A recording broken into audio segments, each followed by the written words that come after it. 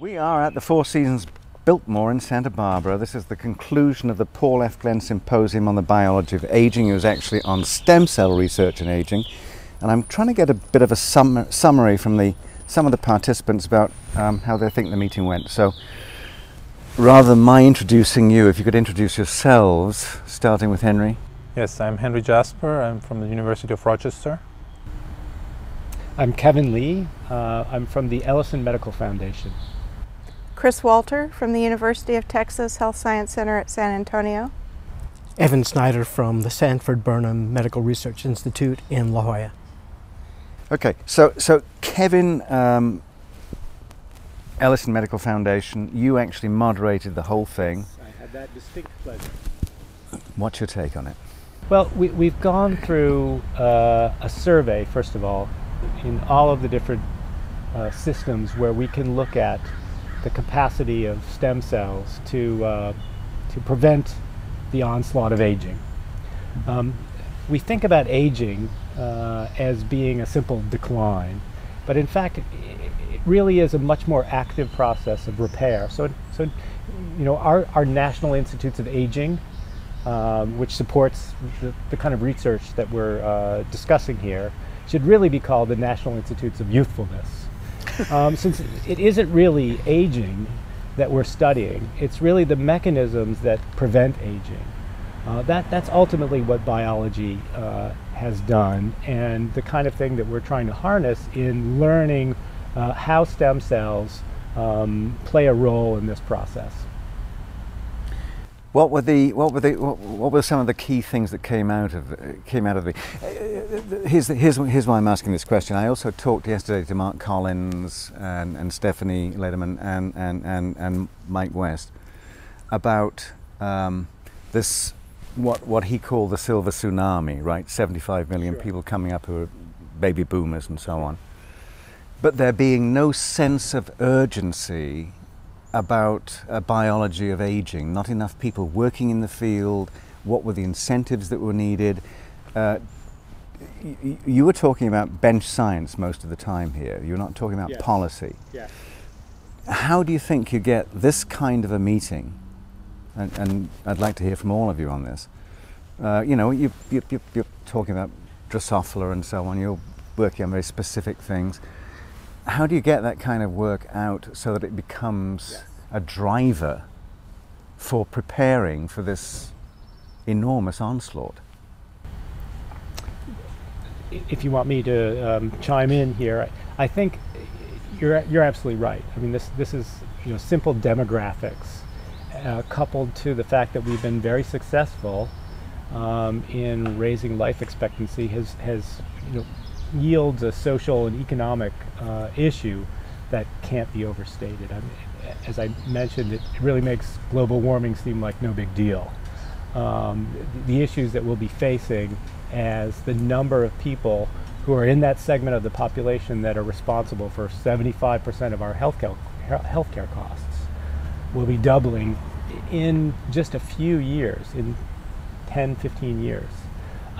This is something that we've got to deal with now, undoubtedly, but we have to think about some very serious issues, and I think it has to begin or has to include the scientific issues that we're grappling with. And we've built a medical enterprise that was ideally suited for the diseases that we were facing 100 years ago, when it was infectious diseases, when a few diseases were responsible for most of the mortality and morbidity in our society. But these days we're dealing with chronic diseases that are very, very diverse in the causes that underlie them.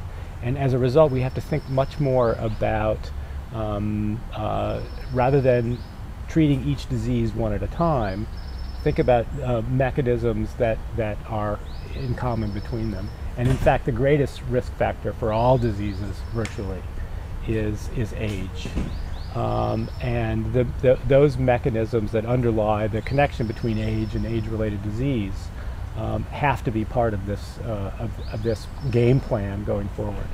As I look at some of the titles of the talks, some of which I sat in on, some of it I was out here, we're talking about telomere dysfunction in Christy Walter's case. We're talking about spermatogonial stem cells in male reproductive aging. I mean, that sounds awfully specific. I mean, Henry, your talk was on regulating proliferative homeostasis in the aging Drosophila intestine. Very, very specific scientific talks, obviously, because you need expertise in those. When you're working in those things, and I'll come to you in a minute, I haven't come to talk about the stem cell meeting. When you're thinking about those things, are you also thinking about this larger picture that Kevin's just been talking about? I mean, because you also are head of a department, you've got masses of students and so on. So, I think you have to. You have to, in order to design your science, you have to think about the bigger implications. And if we talk about science in a setting like this, we have to, on the other hand, show very specifically the experiments we're doing to address these bigger pictures, right? And experiments are never global. You always have to think about a very precise question to address and perform the experiments to actually get incrementally towards addressing the bigger picture. But I think there's no question that we all think about why we're actually doing this, right? It's a career after all, and you do think about it all the time to try and understand why am I spending 30 years in the lab? Some people do, at least. And what's the bigger benefit? And I think there's no question that, especially in the context of this meeting, stem cell research will have a major impact on therapies that aim to rejuvenate tissues. Therefore, therapies that will help us solve the aging problem. I think that's... So I agree in large part, and it's part of what inspires us to do the work that we do, is that we care about this kind of problem that is coming toward us in the future. From the perspective of a department, we have one of the country's biology of aging graduate tracks. And so we particularly have a graduate program focused on the biology of aging. And our department administers that graduate track. We are trying to convey the message to our next generation of scientists that this is an important problem, not just from the biological perspective, but from the socio-economic perspective. Yeah. Evan, the title of your talk was, "Is there a role for stem cell biology in addressing neurodegenerative conditions?" I would have thought the answer was, duh. I mean... Well, you know, I think it But then you went back to the pediatrics as well and all that sort of stuff as well, so... Well, actually...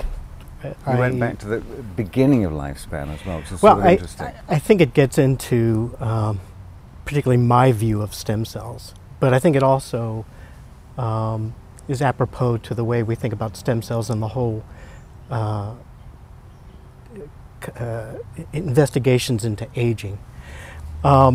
It's kind of interesting. Most of the time when you talk to the public, and I think a lot of what we need to do, you asked about how do we make what we do policy, and a lot of it is educating the public. And if you approach the public and you say what it is we talked about, they would mistakenly say, oh, you're just trying to extend life. And that's actually not true. It's very much what was said throughout this conference. It's extending wellness. That's what we really want to do. It's extending function as we know it exists, following development into maturity, but keeping it persistent. It's kind of interesting that Eric Topol uses the word when he talks about the elderly. He says the welderly, which I think is a very clever way of describing. It's not just trying to make people older or extend their lifespan. It's trying to extend the duration of functioning, of contributing to society, of contributing to your families, of enjoying the world around you. Where the stem cell field comes in, I think, is that stem cells are part of developmental biology. This is just, as things mature or get older, that's just part of the developmental arc. And the reason why even a pediatrician like myself would be invited, I think, to an aging conference is that we are the ones who deal with developmental biology. We figure out how things were put together to begin with, and then how a particular cell type, the stem cell, plays a role in putting that together and to maintaining its equipoise all throughout. Throughout life, it's buffeted by all kinds of external forces, but the system is meant to adjust to that. That's why we're able to make it through the first 20 to 30 years largely unfettered. And at some point, the system loses some of its resilience. And I think all we need to do, and I don't want to minimize what all we need to do means, is to figure out exactly what it is the stem cell, whether it's an endogenous stem cell or a transplanted exogenous stem cell, listening to. What is its language? What is it failing to listen to? And then how can we simply tweak it so that the function continues for the subsequent 50 years, perhaps the way it did for the first 50 years? What Evan is saying is undoubtedly the key point, that what we're discussing really is preserving health, is keeping people out of hospitals, assisted living, keeping people functioning, able to interact with their families, be a part of society. And undoubtedly what happens with aging is that we begin drifting away from the normalcy, from being physiologically at our best functioning. And the body has capacities, has regenerative capacities that struggle to maintain our health. And I think besides the promise of using stem cell transplantation, for example, there's also the real possibility of harnessing the endogenous stem cells and repair mechanisms that our body has to benefit our health as we get older. Realistically, though, how far? There's obviously, in conversation with other people, we talk about the fact that, in one sense, regeneration is a good thing to be happening, but if it gets out of hand, it's equivalent to cancer. So, I mean, there's this homeostatic balance that has to be figured out somehow. How far along is the field in being able to work all those sorts of things out? I mean, I talked to Derek Rossi, so there was his work went some way to ameliorating that kind of problem. I think there's different levels of repair that you can imagine. The kind of repair where if one of your limbs is removed, we're going to grow an entirely new limb and it's going to be just as functional as it. That's a long way off. But many of the organs, the immune system, for example, have regenerative capacities that really can be harnessed, and they are, in fact, by things like exercise, by things like eating better, and understanding the connections between even these kinds of lifestyle things and our innate regenerative capacities, I think, is part of the kind of accomplishment that can be in a short term benefit. I think scientifically right now we're at the point where we're starting to understand that is the bigger question, right? That we need to maintain homeostasis in a way to actually ensure the maintenance of tissues in the body. What we are getting at now over the last 5 to even 10 years is to understand molecular mechanisms that have evolved to ensure a relatively long-term maintenance of homeostasis in many tissues, but that eventually break down in the aging organisms. So the big question that will have to be tackled in the future is how do we ensure prolonging or safeguarding these mechanisms that then will allow us to maintain homeostasis even later in life. Right? And that is a very hard thing to do, and this is something that a lot of the studies that are being done now, they point towards potential ways of doing that. But translational research will then have to be done to actually try and see whether we end up with therapeutics with strategies to actually address these questions, right? Let me just add one thing in there, and then you go through. It's interesting to me, though, that we talked about homeostasis there. There's lots of papers out there that suggest that a certain amount of stress, a certain amount of allostatic load, is in fact healthy cognitively. So, navigating through all these different territories is, and a subject as large as the biology of aging, seems to me to call for a much more of a concerted effort. And I think that's what Mark Collins was saying this morning or yesterday to me, that there seems to be no very large concerted effort, no sort of philosophy of the biology of aging, if you like.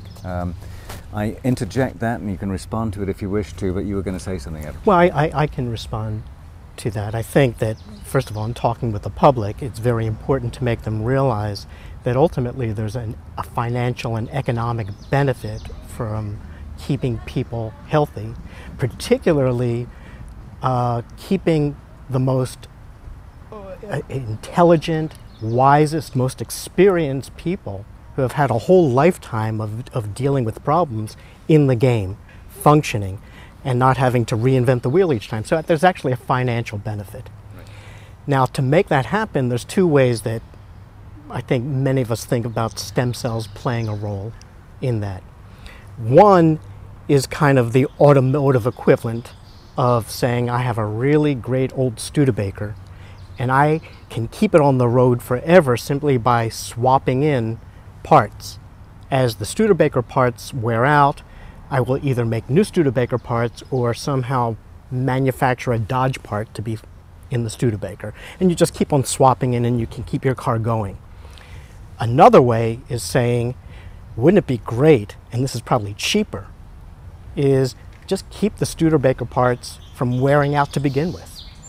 That's where you really, really need to understand the fundamental biology, and that's where the endogenous stem cell comes in.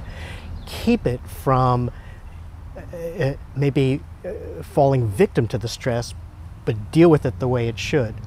So understanding why and how the stem cell should work to begin with, and then maybe if you understand the signaling mechanism, if anything, the treatment is A, prevention and maintenance, but then two, maybe drug targets. So again, the stem cell becomes useful translationally, but not because you're swapping in parts, but because now you know how to keep the engine moving and progressing fine all throughout life. And I think ultimately that will be a major economic benefit to society, and the public should totally embrace that. So Christy, I mean, the department you were just talking about, the track you were talking about, is that the kind of philosophy that you have underpinning it? It's broader than just this perspective we've had at this meeting for the biology of aging. And I actually think that broad perspective is very helpful because we don't really know where the answers are going to be coming from. And so I think it's helpful to have many fronts of attack on this problem. It's certainly one aspect of what we're teaching these students, but it's not the entire program of what we're doing. Yeah. From your perspective, I mean, you're with Ellison Medical Foundation. I mean, you know, this is something Larry's been interested in for a long time. I mean, and same thing with Paul Glenn. These are private visionaries. Indeed, yes. So, is there enough support at the National Institute level? Nowhere near what's needed, of course, for the magnitude of this problem. And certainly, you know, we love these visionaries like Paul Glenn and Larry Ellison, and we wish there were many more of them, because indeed this is I think ultimately it comes down to really kind of reinventing the way that we've been thinking about many very large and expensive health issues that have to be addressed as soon as possible. And I think a tremendous amount can be achieved by stepping away from the notion that, you know, it's all about fundamental diseases that we develop a very expensive, in some cases miraculous treatment for, but comes at an enormous cost to society. Yeah. Those of you who've actually work in science and so on, I mean, when you particularly, when you're talking to scientists, I'm thinking of this book by Sir Peter Medawar called Advice to a Young Scientist. What do you tell them to do? What do you tell them to concentrate on? What was the best advice you got going through this? Anybody? Wow. I can tell you something that happened in my own training that was a wake-up call for me. And you have to remember that I'm trained as a pediatrician, but I'm a pediatric neurologist, which meant that I had to do an entire year of adult neurology. And I remember this vividly because I was just a first-year resident doing my adult neurology rotation, and my senior resident told me to go into the room of this patient and assess him and come out and tell me how he was doing. And the whole group walked in there with me. And it was a guy who, maybe in his early 80s, late 70s, who had had a stroke or just even a warning stroke and was getting better. And I talked with him, and his memory was a little bit off and he had a little bit of word finding problems, but basically I spoke with his wife and she said, "Oh, he's back to normal. He's fine." So I went out and reported to my senior resident and I said, "He's fine. He's completely recovered and we can send him home now." And he said, "Well, you spoke with him?" I said, "Yes." And he said, "Do you think he was normal?" And I said, "Well, I mean, what do you mean by normal?" And he said, "Well, did he sound completely, entirely normal?" I said, "Well, no, but his wife said that he's back to baseline." And he said, "Was baseline normal?" I said, "Well, he's a little senile, but that's normal." And my senior resident, lambasted me. And he said, "That wasn't normal. There's no reason why simply growing old means that you can't keep track of your memories and you can't string sentences together. And I don't care what the wife said." And that was the first time anybody ever made me realize that I cannot simply attribute an abnormality to aging. And he made me, before I discharged that patient, he made me spend an entire week doing tests. He said, "You're not going to come back here until you tell me why he's not normal." Now, it could be that he's had multiple strokes, and that's an etiology, but I had to rule out hypothyroidism and all of that. The lesson wasn't so much what this guy had, but the lesson was that being old doesn't mean you lose your faculties. And our job is to find out why. And that changed my entire view of everything, both in medicine and science. It's very nice that the Advice to a Young Scientist story was about aging in this particular instances. Do either of you have anybody else have any stories about this? I think my personal way into science was just curiosity, right? Yeah. And so I come from the biology side, so I never set out really to solve disease. Fact is, though, that if you think about biology, disease comes immediate as part of biology, right? And so what I like to think about a lot is regulatory processes, and aging is nothing other than a loss of regulation in a sense, right? So for young scientists, I think that it is dangerous really to follow a fashion, and aging research has become a fashion to some degree. So I think for a young scientist, it is important to actually follow their own curiosity, because that's where creativity comes from. Now, it is always important then also to realize that science is done in a societal context, and one of the biggest challenges right now is aging, as we just discussed, right? And if you think about aging as a biological problem, there are more and more questions that open up that have very important fundamental biological meaning. And so one can combine these things. One can combine work on a problem that is important for society and very basic ideas, very basic understanding of natural phenomena, and get something very exciting out of it. And this is, I think, what we have seen in this meeting as well, is that the combination of looking at very basic processes with an eye towards solving important medical societal problems is where the real strengths come from. And I think that's something that young scientists should also understand. How did you get into science in the first place? I mean, was there some stimulus? It was a parents, I don't know. It's one of these book, things teacher? where you think back to your childhood, and for me it was always science. I never had any other idea as a kid that I wanted to be something else. I wanted to do science. It's just a matter of being interested in nature and interested in problems and solving problems.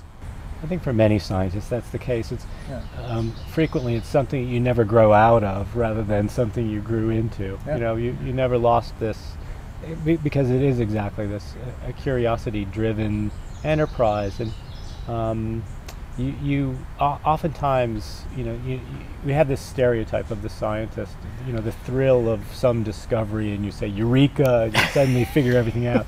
Oftentimes you get more of a thrill where you suddenly a question crystallizes in your mind that nobody, you know, I never thought about this before, like Evan's story. I never thought about the fact that, you know, there really isn't any reason why this aged person should be senile. He you know, the next person over who's the same age, same family history, is you know, doing crossword puzzles and everything else. So sometimes thinking those questions that nobody had just ever asked before is the most exciting thing. Yeah, questioning your presumptions, not even assumptions. You were nodding your head a lot there because it sounded like you had a resonance there with. I mean, women in science is still an issue. I mean, I asked all the women on the Science Network whether they had a particularly harder time, and they mostly say, yeah, keep on asking that question. So how does a woman, a young girl, get interested in science? Do you remember your first interest in it? No, I have to agree. It's just always been there, and I had an opportunity to explore that a little bit more when I was in high school. I could take an independent study course in biology, and I just loved it. And I guess I had good parents. They didn't tell me I shouldn't be doing that because I was female. They went ahead and let me do what I was interested in. And so I can't say I've ever felt I've been stymied as a woman in my profession. I can see it as a whole, that a lot of women don't make it all the way through. For example, in academia, there are disproportionately few number of tenured female professors. Right. But right now when we look at our entry-level classes of graduate students and of medical students, at least 50% are female. So I think part of it is just having people around you who understand that the pressures on you are different than on a man, and maybe you need different flexibilities than a man needs, but as long as you get those, you'll work just as hard and you can be just as successful. So it's just a matter of accepting differences in people like it is in any other walk of life. What happened to you, Evan? Somebody give you a chemistry set when you were 4? Oh, I'm not sure you want to hear how I wound up in science. But I actually did not come at it as always wanting to be a scientist. I actually came at it through the humanities and social science, because what I actually wanted to be was a writer, a playwright. But growing up in urban Philadelphia, I wasn't sure if I had anything to write about. I was also involved in, I was going to be a kid social worker, child social worker, as my day job, and write at night to have something to write about. But what started happening is if you're interested in characters, then you start trying to question about what their motivation is. And before you know it, if you are inquisitive, you start at the highest level of cognition and motivation and impulses and things of that sort, and before you know it, you start saying, well, why does that happen? And why does that happen? And why does that happen? Before you know it, you're looking at individual nerve cells in a dish and the molecules, and that's what happened. But then to build it back up, because I came at it kind of as a writer, the more you understand how beautiful the biologic system is, to talk about regulation, for example, the way Henry talks about it, it's almost poetry. And I fell in love with the poetry of nature, about just how things just talk to each other in such a beautiful, logical, almost like a symphony. And that's what, even though I didn't come at science as a scientist, it's what keeps me staying in science, because I'm just enamored of the poetry of the system. Sounds very much like Lou Thomas. Could be. And his wonderful essays are very much of that ilk, I think, as we go on. Let me ask you a question about that I ask everybody. It's about the relationship between science and society. When he came into office, President Obama said that his administration would restore science to its rightful place. Where's that? What is the rightful place? And we'll start with the moderator. That is a very good question. I mean, I think science ultimately is a driver of much of what we want to accomplish as a society. To me, science is a tool that we can use to resolve conflicts and to move forward in the areas benefit society, help us in all the ways that we need to address the world's ills. Yeah. Anybody else have an answer for that one? So I interpreted it to mean that I thought he wanted us to look at the information before us and come to the best decision we could come to, or come to the best interpretation with all of the information in front of us. And I think as scientists, that's the way we approach what we do. And that we constantly challenge what we know, because we don't know everything. So there's something not quite right about what we know. And as we get more information, we need to reevaluate our position on where we stand on things. And I think it's just a rational approach to making decisions based on the best information we have at the moment, rather than just haphazardly making decisions based on emotions. And that's the way I interpreted his comments. I mean, stop, think, use data, and reevaluate Yes. if need be. Yes. I mean, ultimately, science gave us the big revolution of the last 300 years, right? Which is that we've come to be able to make decisions in a much more rational way than before, because we have science to evaluate what we believe, to look at the evidence for our assumptions, and to challenge these, right? And so there was a feeling, I guess, that some of that was lost because of ideological decision-making in certain areas. But I think scientists have always continued to do what they do, right? So it's just a question of, for scientists to communicate well, and for the public to accept that the scientific method is not perfect, but it is pretty much the best we've got to understand nature and to understand the world around us. And I think that's where we have to continue. I get something from Evan as well, but I mean, you made a point which is very dear to my heart there, which I think is enormously important. They need to communicate well, and it needs to be got across, as you were saying, that scientists are not in the belief business, they're in the doubt business. Mm-hmm. So, but anyway, go. Yeah. So I interpreted Obama's comment about restoring science in two ways. One is exactly what was already said, that decisions would be made based on data, not on superstition or hearsay. And I thought that the I was hoping that another interpretation would be recognizing that science is what moves our society forward. And even the most arcane kind of science has contributions to the betterment of the society. So, for example, not in the biological sciences, but let's say the space race. One would say that how does going to the moon benefit the average man on the street, other than giving him national pride? Well, if you realize all the technology that came out of trying to go from where we were in the early 60s to landing on the moon and then beyond, gave us satellites and cell phones and GPS and the computer and Velcro. And more than Teflon. And Teflon. So it did change us. Or similarly, somebody could say, well, how does looking at a Drosophila fruit fly help me deal with my little kid's cancer?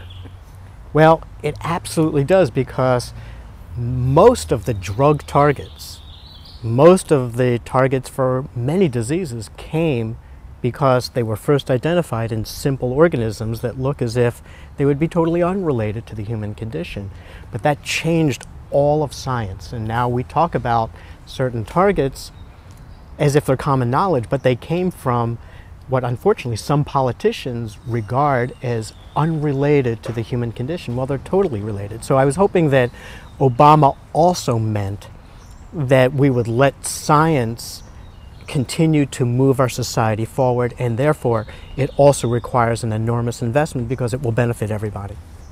And you can speak to the Drosophila thing. I mean, this goes back to Caltech in the early years of the last century. Oh, of course. I mean, well, you don't have to ask me, but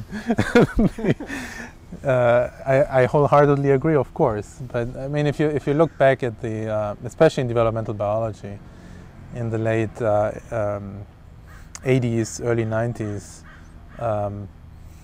there was a gold rush in identifying new genes that are important for development of the fruit fly. And the reason for doing it in the fruit fly was that you could very quickly look at a lot of mutations that would affect development.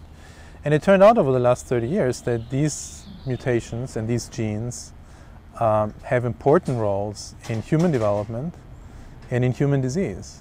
And a lot of the signaling mechanisms that we talk about now came out of these studies. And that's the same for worms, for C. elegans as well. And so it is always difficult. It's even difficult among scientists sometimes to explain to people why invertebrate research has relevance to human disease.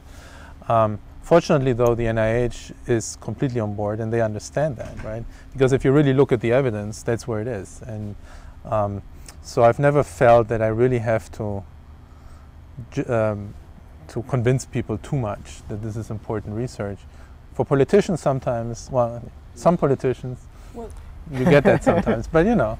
There is a little point there that I'd like to raise with you, which is, I mean, you know, one goes back and reads the books on this, and, you know, I knew Seymour Benzer and all his wonderful work and so on, but if I talk to somebody like Ralph Greenspan now about, and I use a phrase like a gene for aggression, say, I mean, he will say that's nonsense. There are at least 85 genes involved in this. Yes, because you have to consider that many of the traits that you're looking at are complex traits. Right. So when you're dealing with something like aging, to expand on my point, this sounds like an enormously complicated problem. Of course it is. But that's why we have the reductive method, right? And we can try and go piece by piece to try and understand it. And I mean, that was one of the big successes of aging research, was to show that you can have single gene mutations that dramatically influence lifespan. We just still don't understand entirely why and how, and that's what we are working on. Okay. Let me ask you a question that I tend to ask people in general. It's a little bit about the history and philosophy of science, because I think that context is important. If I were to give you a time travel token and allow you to bring to your dinner table any evening somebody that you think would be really interesting to talk to? Some hero from history, or somebody you want to have a conversation with? Who do you think you might want to bring? Evan, it looks like he's going to bring a novelist. No, I'd bring Da Vinci. Da Vinci? Say the same thing. I thought you might say George Eliot. Da Vinci, secondarily maybe Benjamin Franklin. Because of the breadth of interests and so on? Well, just how they knew so much with so few tools, and how they used their imagination to intuit that. And Da Vinci for you, Christy, because? Largely the same reason. I mean, they made enormous discoveries with not even a hint of the tools that we have available to us. So what they were doing mentally was wonderful. And to be able to talk to somebody that could make those kinds of things really work would be tremendously exciting. I don't have an answer to this question. I mean, I think that I mean, it would be very interesting to bring back anyone, because I you know, just thinking about, you know, we have our assumptions about the way the world works. We have our knowledge of you know, all the technologies that we have today. We're not even aware of how it influences the way that we behave. To bring back anyone from 500 years ago would be eye-opening. Would really tell us what life is, you know, tell us something about what life for us is like by comparison. In fact, you know, this reminds me of what I think would be the most exciting discovery of all time would be identifying life on another planet.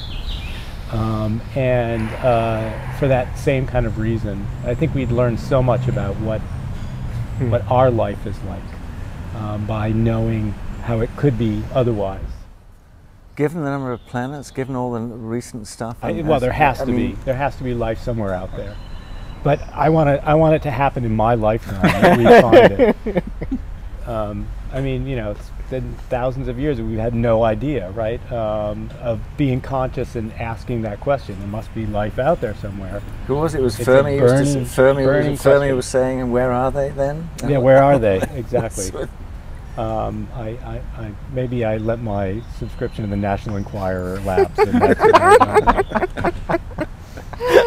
Henry, do you have a Well, I don't know. I also don't like to really answer these type of questions because I don't feel like the concept of a hero in science is really something that take out hero then. I mean, well, but so I think none of the big men we admire really worked in a vacuum, right? So it's always been a community of researchers that actually was developing concepts, they were developing questions. And there was always one person that put the name on the thing, but in the end there's a lot of ideas that have developed, and I actually truly believe that society would have advanced just as much if somebody else would have made that. You know, the discoveries would have come due to social, economic advances that societies have made over the centuries, right? And so it's not just a particular individual. I think it's the community, the evolution of ideas that we just see happening now as well, right? Some people say ideas are cheap, right? So it's just somebody has to do the experiment. So is this the argument that if Einstein hadn't said what he said when he did, or Newton hadn't said what he did when he did, or I think somebody else would have done somebody would have done it. However, if Beethoven hadn't written the way Beethoven would have, yeah, that may be a different creative process, though. That's right, because if you're making a piece of music or a piece of literature, it's highly individualized. It is very individualized, right? And it's not so data driven, right? So so I think there you have a much more individual responsibility for what the outcome is. In science, I think it's much more of a community effort. And we all know this. I mean, usually students in my lab have better ideas than I have. And in the end, my name is on the paper as a senior author, right? But it's not necessarily because I'm the smartest person. Yeah, yeah. Let's go back to the field of aging at this point. Or unless you wanted to have a comment on the arts and sciences at that point. I sensed a little bubbling up there. No, I think it's intriguing to think whether somebody, if Beethoven hadn't written the Fifth, whether somebody ultimately would have come up with The Fifth? Yeah. I think somebody might have come up with this line of this type of composition, the musical advance that is represented, but the actual piece, of course, not. Probably not the exact Just piece, but close enough where somebody would have said that the style that Beethoven kind of advanced now is advanced by somebody else. I think that probably would have happened. All right, so what are you optimistic about?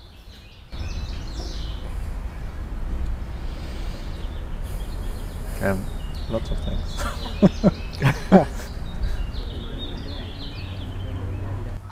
I am actually optimistic about the community of scholars and the community of scientists. I feel like there is a real fellowship among scientists across discipline, despite all of the competition and the hard times in terms of funding and things like that. I do think that people that are creative and have ideas enjoy spending time together, sharing it, collaborating, exchanging ideas, and as a result of that, to kind of get to what Henry was talking about, how even the names of the stellar characters in history didn't do it in a vacuum. We ourselves, I think, will always create a community of scholarship.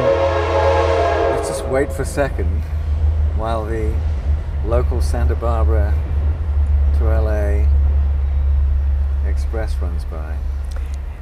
So I think meetings like these are not only educational, they're fun.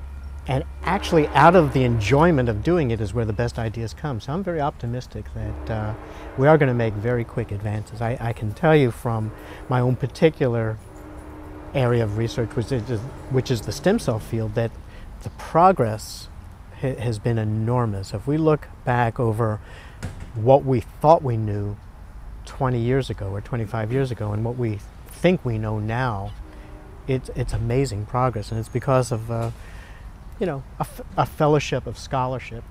Well, even when we think about, I mean, we're on the same planning committee for the stem cell meeting on the Mesa in La Jolla. I mean, the first meeting, this public science meeting of the Science Network was just before Proposition 71. Right. In that short time, if we look at the programs that we're putting together now and the discussions we're having about diseases in the dish and so on and so forth, I mean, the advances have been astounding. So what's most humbling, however, is what we think we know to be true now and now look back on, in 20 years, even the program for this conference conceivably could even be laughable. But I think that's progress. I think that's actually a good thing.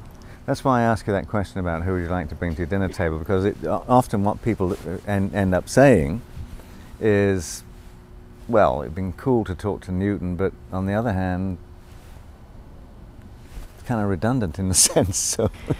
Well, it's equally humbling to realize how right some people were centuries before their time, and how even despite coming and going of fashions and trends and new ways of thinking, when the truth ultimately comes out, some people had insights a few centuries ago that actually have been validated. And he came up with 3 or 4 things at the age of 23. That was fairly impressive, I thought. But there's no doubt he was brilliant. He could have been a jerk, though, for all we know, right?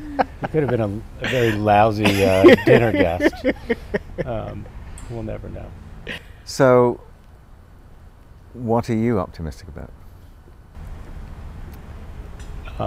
I'm incredibly optimistic. I mean, I don't think we have the answer for when the progress will be made, because I mean, as Evan was just saying, the number of things that the number of blind alleys that we've had to chase down to get to where we are today.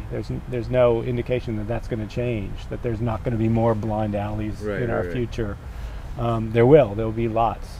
But the amount of knowledge that we have now that we didn't have 20 years ago in basic, like Evan, my background is in developmental biology, and to know what we know now about how the basic form arises from a single cell, I think there's been astounding progress, and that has led to knowledge about cancer pathways, knowledge about how our congenital limb malformations, for example. We've learned from studying Drosophila, an insect that has, doesn't have a hand, but the same genes that are involved in patterning, in giving rise to my hand, are involved in shaping the form of Drosophila. Those kinds of things you just couldn't have imagined 20 years ago, and there'll be the same kinds of discoveries over the next 20 years times 10. I'm certain of that. Henry? As a scientist, you have to be optimistic on many fronts. I think when it comes to science and society, I have no doubt that science will advance, and that the frameworks that have been set by our societies have set the stage for an ever-increasing speed of discovery. And I think that's something that will continue over at least my lifetime. And so I think we can be optimistic that the next 40, 50 years will be extremely exciting. Did we ask you, Christy? So I see us in a position much like when you start a bacterial culture. You inoculate maybe a liter with a few cells, and they grow very slowly for a while, and then they hit what we call log phase growth, where they take off and really start growing rapidly. And I like to think in my lifetime we've approached that log phase growth, and that the future generations are going to see enormous advances in our understanding of biology and the world around us. And I think when that's combined with this newer generation of scientists we're seeing that are much more facile in communicating, networking with each other and with other people, that their ability to share that information, to make it accessible to everybody, is going to improve dramatically also. And I think that's going to be an enormous accomplishment. Well, we'll see where we are next year when we come back for another Glenn Foundation meeting. Evan Sider, Christy Walter, Kevin Lee, Heinrich Jasper, thank you so much for being here. Thank you. It's great to talk to you. Thank you.